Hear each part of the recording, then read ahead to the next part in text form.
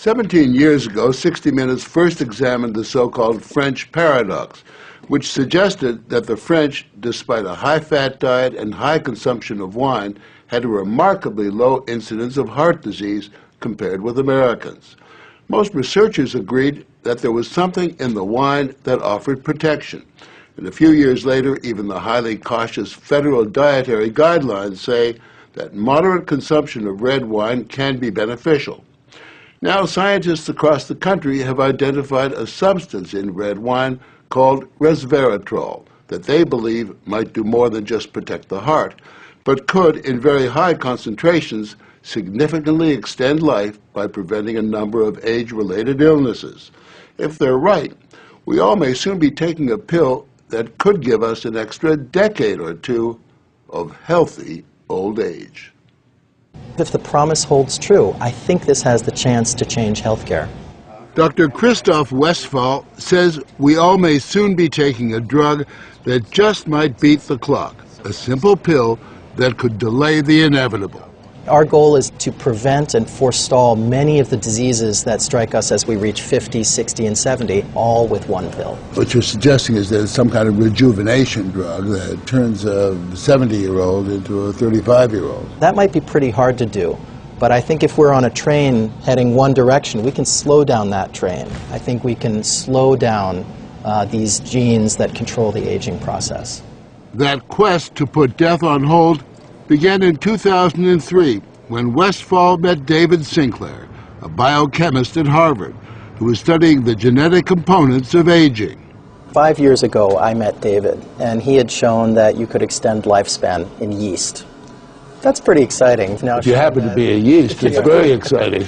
Yeasts are one thing, human beings are more complicated. So Sinclair focused on a gene present in almost all life forms, the sirtuin gene. It's normally inactive, but when it is active, Sinclair believes it triggers a survival mechanism that extends life. Convinced that something in nature could activate that gene, Sinclair randomly tested thousands of compounds. And bingo, he got a hit, resveratrol. When I Googled this resveratrol, I was shocked to find that red wine was the top hit. Red wine is brimming with resveratrol. It's found in high concentration in the skin of the grape and seems to play a role in protecting it from invading bacteria and fungi.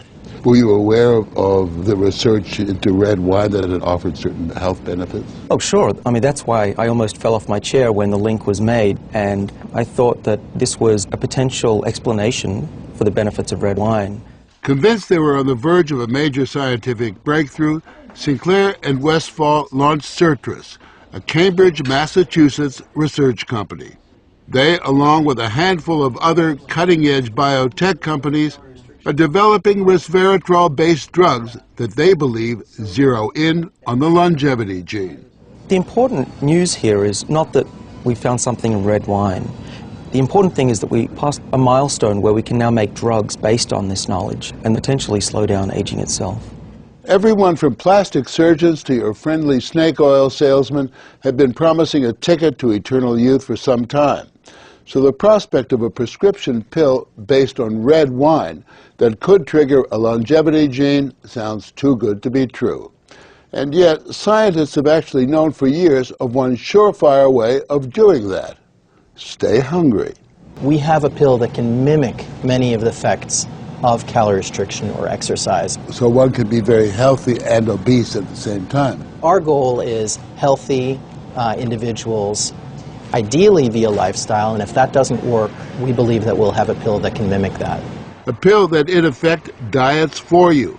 A pill that turns on the survival gene. And what we're trying to do with our drugs here is to put the body in a defensive state, to ring the alarm bells and get the body to defend itself instead of dieting to set the alarm off, pop a pill. The pill is a highly concentrated form of resveratrol, a virtual vineyard of healthy living. How much red wine would you have to drink to get the kind of resveratrol that you're using? The sad news is that you'd need to drink about 1,000 bottles a day of red wine, which I don't recommend. The pill itself may not extend lifespan, but could prevent the diseases of aging. Alzheimer's, diabetes, heart disease, even cancer. What we're talking about is activating the body's natural genetic defenses against diseases, and that's very powerful if we can harness that. Resveratrol has been tested on mice, and the results have been encouraging. In this test video provided by Sirtris, both of the mice have been fed a high-fat diet for 12 weeks. But when placed on a treadmill, the mouse on the right ran twice as far. He was taking high concentrations of resveratrol. You have fat mice and you have fat mice with resveratrol, and the ones that are on resveratrol, they can run twice as far and they live longer, about 20% longer. Other studies showed that among mice fed a high-fat diet, those given resveratrol didn't gain as much weight as those not given the drug. Sinclair believes that resveratrol actually changes the physiology of the mice. The proof, he says, is in the post-mortem. Their organs looked pristine, youthful, fat-free, and their physiology was just like they were dieting, but they were fat. Convinced they were on the right path, they fast-tracked the drug into human trials on people with untreated diabetes, and the results were impressive. It significantly lowered glucose and insulin levels without the patients changing their diet or taking any other drugs. Originally, our hope was that you'd be able to prevent diseases of aging. What we ended up seeing is actually you could therapeutically intervene in patients who have diseases of aging, and that was unexpected. Yeah, the diabetic patients have high blood sugar and the molecules bring it down. That's treatment, that's not prevention.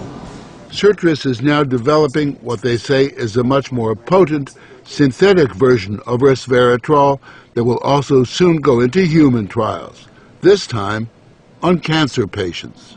I keep on thinking, you know, what used to seem like it was science fiction, I actually believe the biology is right, and if we're right, this may be the most important thing that we're going to do in our lives. Possibly, but it is important to remember that 9 out of 10 drugs that look good in mice ultimately fail in human trials.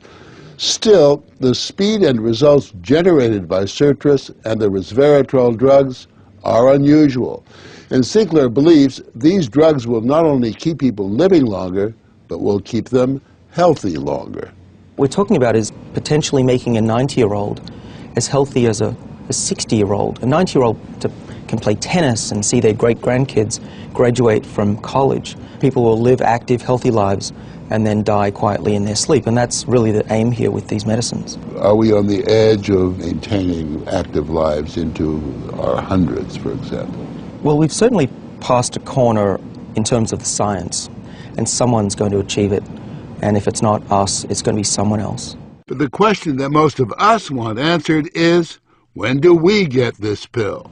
I would say 5 years, to be conservative, that this will happen within our lifetimes. I'm fairly certain about that. One measure of the potential of this research, Dr. Sinclair and Dr. Westfall's little startup company was recently bought by the pharmaceutical giant GlaxoSmithKline for almost $750 million.